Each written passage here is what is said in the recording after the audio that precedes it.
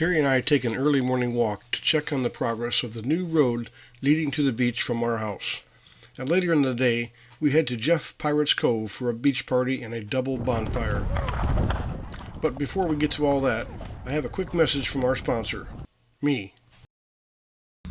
Well, before we get started, I'm happy to say that we finally hit another milestone with the YouTube channel just recently, as we uploaded our 300th video. And because we've had so many new subscribers already this year, it might be time to bring some of those new subscribers up to speed on where we stand with this channel, and on how we got to where we are today. We moved to the Philippines in 2013, and a year later I created this YouTube channel named Retired in Samar, mainly to keep our family and friends back home updated on our activities and our adventure. For the first year or so, I would post a video here and there, but by the middle of 2016, the channel really took off, growing much more than I ever expected. For the next several months, I would post a couple videos a week, and the views and subscribers kept climbing. Then in early 2017, after we completed the addition to our property, and after already making several visits to Guam, we decided that the island of Guam was a better fit for us. From shopping, to medical availability, to activities and food choices, the decision to relocate boiled down to our desired standard of living and lifestyle choices.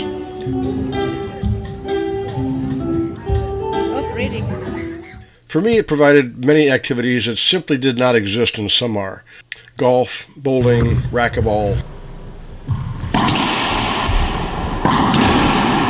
to name a few, and for Terry, it provided her with many other outlets, which included shopping, bowling, Zumba, and shopping. Did I mention shopping? Guam has been our primary home since that time, with us taking multiple trips per year back to the Philippines, to our now second home in Calbayog City. With this change in geographical locations, I really didn't want to mislead anyone or pretend to be a Philippines-based YouTuber when we spend most of our time in Guam, so I rebranded the channel to its current and more accurate name, Living in the Pacific.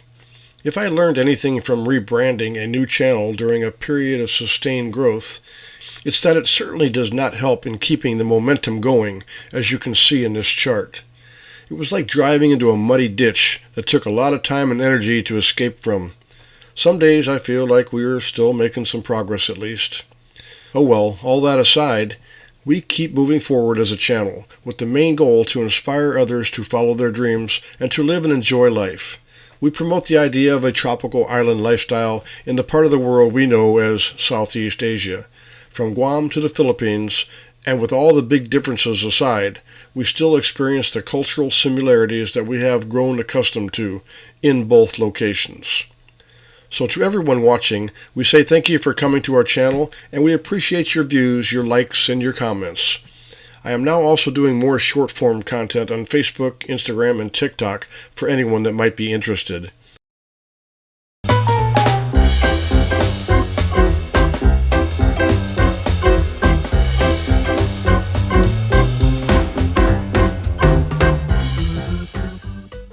And for those of you who used to follow my blog, you can now gain access to your favorite blog articles and some new blog posts with your support by joining our Patreon community. Every little bit helps us with keeping this channel going. Thanks again. Now, back to the video. First off, for those who don't know, I was involved in a scary e-scooter accident which put me in the hospital earlier in the month. I learned the hard way that you cannot drive a scooter safely one-handed. As my luck would have it, I'm like the bald guy who just won a comb at the state fair. But I'll survive. I'm fortunate enough, though, to have had a speedy recovery, which has involved a lot of walking for exercise. Just the other day, Terry and I took a short 2-mile walk to check out the progress on the road which leads from our place to the beach. The road is under construction, and it consists of a road widening improvement, including a bike lane and sidewalk. In the past, pedestrian traffic was not allowed on this road because it was just too narrow and not safe to walk on with traffic. So now I'll be able to walk or scooter to the beach and back in the future. We also took a detour into a local cultural heritage site which houses a cultural museum, art studio, and other cultural activity centers. There's the museum, and there's a Guam art studio, and something else down there, but I'm not sure what all this is. I never knew this was even up here. Peaceful.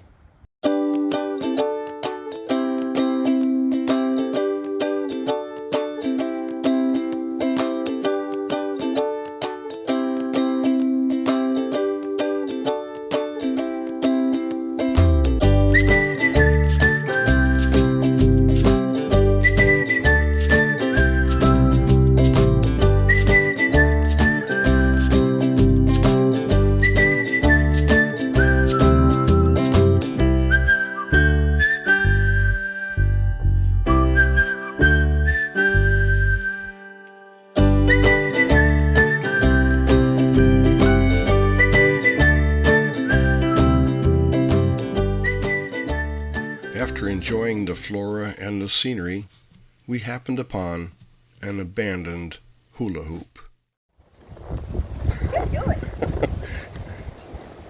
It was so much easier when we were kids. I know, right?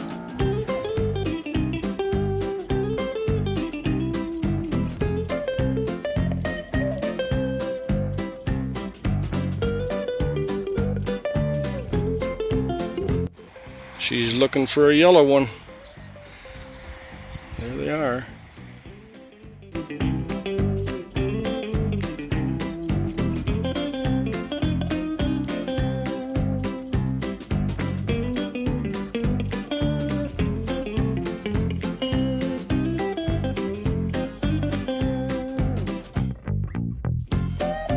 Oh, she don't have a pink one.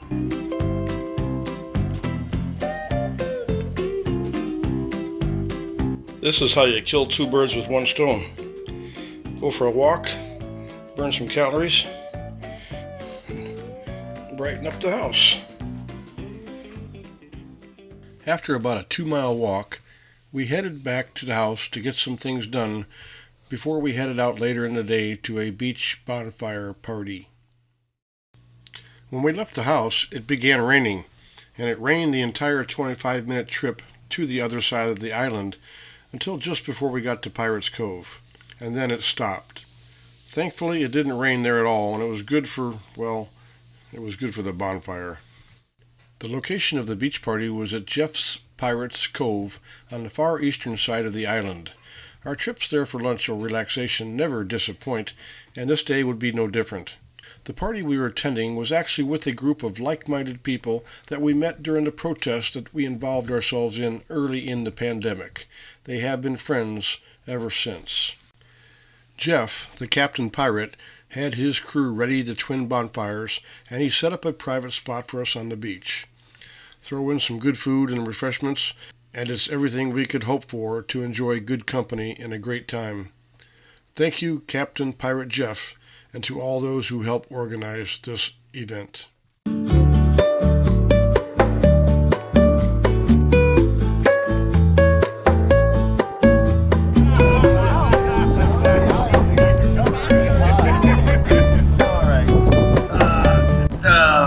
Wow, I'm trying to think about the first time that we did this. We were about 3 or 4 or 5 or 6 months in the endless COVID-19, and we all kind of got together as a group after we had done a number of protests and things like that.